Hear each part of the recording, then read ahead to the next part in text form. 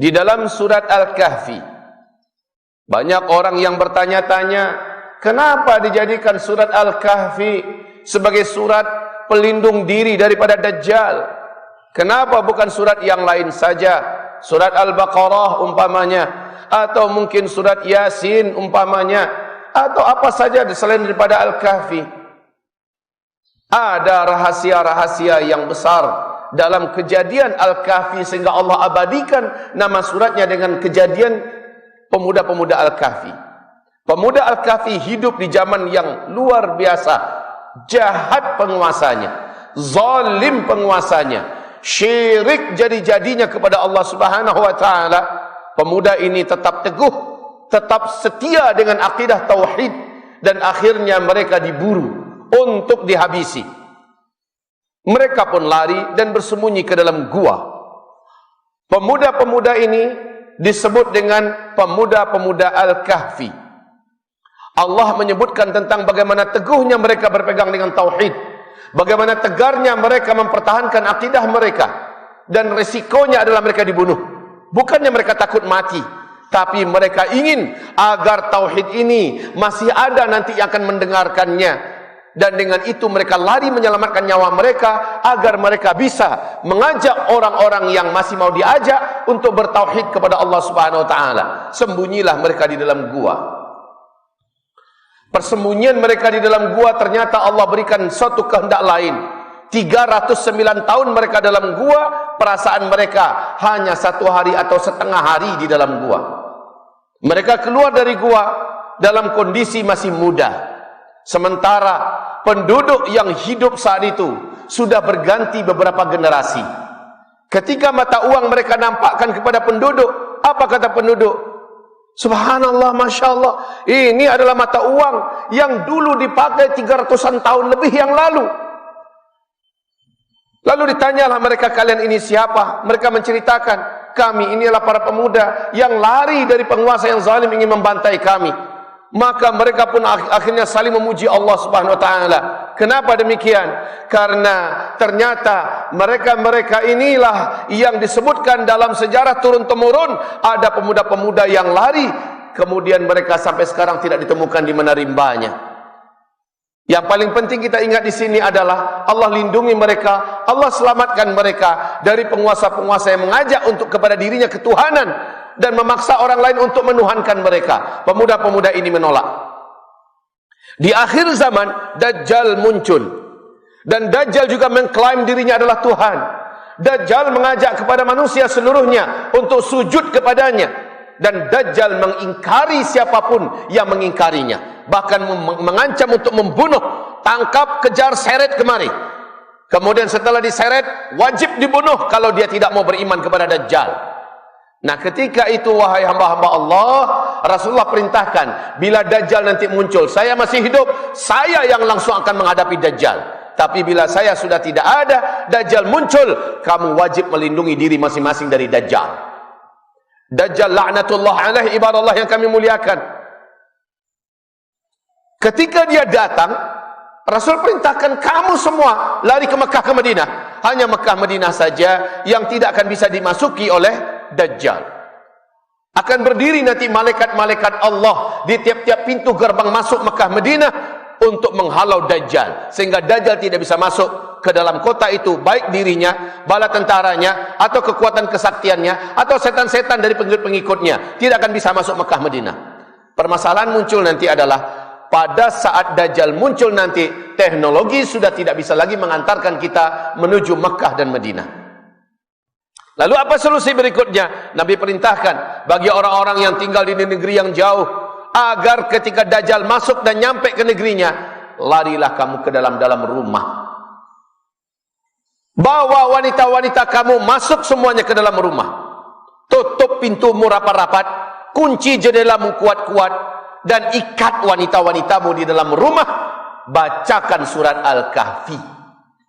Surat Al-Kahfi. Kenapa sekali lagi harus surah Al-Kahfi? Pertama, ini perintah Rasulullah. Kalau perintah Rasulullah, pasti perintah dari Allah. Wa ma yantiqu 'anil hawa in huwa illa wahyu yuha. Semua yang disampaikan oleh Nabi Muhammad bukan tergerak dari pribadi dirinya, dari suara hatinya pribadi, tidak. In huwa illa wahyu yuha, yang disampaikan hanyalah wahyu yang diwahyukan kepadanya, maka ikuti sajalah. Sami'na wa ata'na. Baca surah Al-Kahfi. Apa yang terjadi kalau kita baca surah Al-Kahfi dalam rumah? Akan terulang kembali sejarah pemuda Kahfi yang masuk ke dalam gua. Kita yang masuk ke dalam rumah, tutup pintu, tutup jendela, terulang kembali. Pemuda Kahfi itu guanya, saya sudah datang ke sana di Yordania, ya. Pintu gua itu tidaklah lebar-lebar amat, tetapi siapapun bisa melewatinya, lalu lalang di depannya. Dan gua itu hanya 4 kali 6 meter, bukanlah besar, sehingga ketika cahaya matahari datang, masuk. Ketika cahaya matahari mau tenggelam, juga masuk. Cahaya di pagi hari, cahaya di sore hari, bisa masuk. Kalau kita masuk ke dalam, enggak lebar, enggak luas, begitu mudahnya kita melihat pemandangan di dalamnya. 4 kali 6 meter saja. Tapi kenapa orang-orang yang di dalam pemuda-pemuda Al-Kahfi yang dalam gua itu tidak kelihatan? Siapa yang menyembunyikan atau menggaibkan mereka di pandangan mata manusia? Allah Subhanahu wa taala. Kejadian sama akan terulang di akhir zaman. Orang-orang yang masuk ke dalam rumah mengikuti petunjuk Rasulullah sallallahu alaihi wasallam, membaca surah Al-Kahfi di dalam rumah mereka. Setelah rumah dikunci rapat-rapat pintunya, dikunci kuat-kuat jendelanya, diikat wanita-wanitanya di dalam rumah, baca surah Al-Kahfi. Sebagaimana Allah gaibkan para pemuda Kahfi ini dari pandangan para pengikut-pengikut atau raja-raja yang jahat pada masa itu, maka di akhir zaman pemuda, orang-orang yang masuk di rumah-rumah mereka mengikuti petunjuk Rasulullah dan membaca surah Al-Kahfi, orang yang di dalam rumah itu tidak akan bisa diketahui oleh pengikut-pengikut Dajjal, kaki tangan Dajjal, tim sesnya Dajjal, tentara-tentara Dajjal, setan-setan Dajjal, sihir-sihir Dajjal takkan mampu menembus rumah-rumah yang di dalam rumah itu ada orang-orang beriman dan mereka bersembunyi karena mengikuti perintah Rasulullah sallallahu alaihi wasallam, sementara mereka di dalam rumah membaca surah Al-Kahfi. Pertanyaan kedua kita jawab, kenapa harus surah Al-Kahfi? Setelah yang pertama, karena pilihan Rasulullah. Rasulullah pasti dari Allah. Yang kedua, ternyata dalam surah Al-Kahfi ada kandungan sejarah di mana Allah menggaibkan mereka demi menyelamatkan mereka. Maka ini akan terulang yang kedua. Yang ketiga, di dalam surah Al-Kahfi mengandung ajaran yang sangat dalam dan pekat, kuat dan kelat sekali berkaitan dengan akidah, tauhid dan syirik. Coba lihat dari awal saja Al-Quran bercerita tentang apa? Sampai penutupan surah Al-Kahfi ini, surah Al-Kahfi saya maksudkan, bercerita tentang apa? Bercerita tentang tauhid dan syirik, bercerita tentang kelompok yang hak dengan kelompok yang batil. Di penutupan ayat Allah menegaskan, mari kita simak firman Allah. A'udzubillahi minasyaitonirrajim. Qul innama ana basyarun mithlukum yuha ilayya annama ilahukum wahid. Telah diwahyukan kepada saya, ilah kamu itu adalah ilah yang satu. Faman kana yarju liqa'a rabbih, siapa saja yang ingin berjumpa dengan Allah dalam keadaan husnul khatimah, selamat imannya, siapa saja ingin berjumpa dengan Allah, Allah ridha kepadanya dan dia pun ridha berjumpa dengan Allah. Siapa saja ingin berjumpa dengan Allah sementara dia dijamin ahli surga, dipastikan dia bukan ahli neraka, falyamal amalan salihah, hendaklah dia mengamalkan amalan yang saleh. Tapi amalan soleh itu ada syaratnya.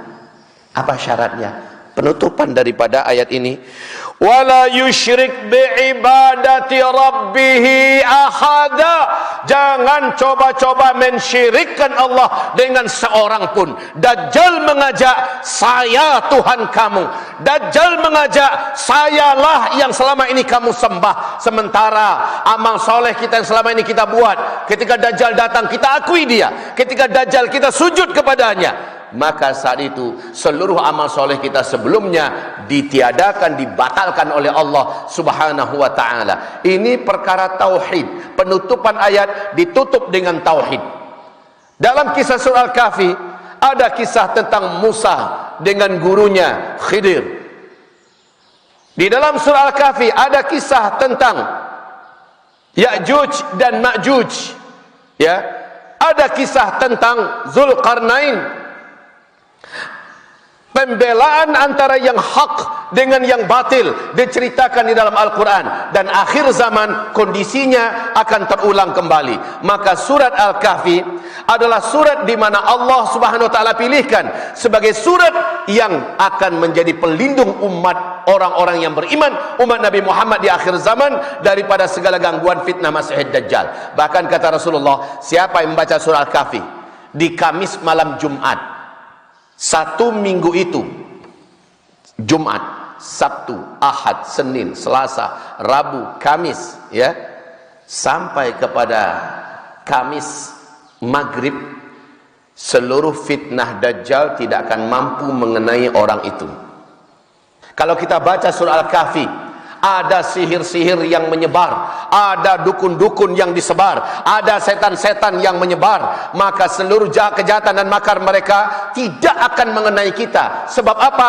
Surah Al-Kahfi menjadi pelindung kita dari makar dan fitnah Masihid Dajjal. Oleh karena itu, yang terpenting bukan hanya sekedar kita hafal dan kita bisa membacanya, tetapi kita mampu menegakkan kisah ini diulang kembali, tegakkan pada diri kita. Kita adalah pemuda kahfi di akhir zaman.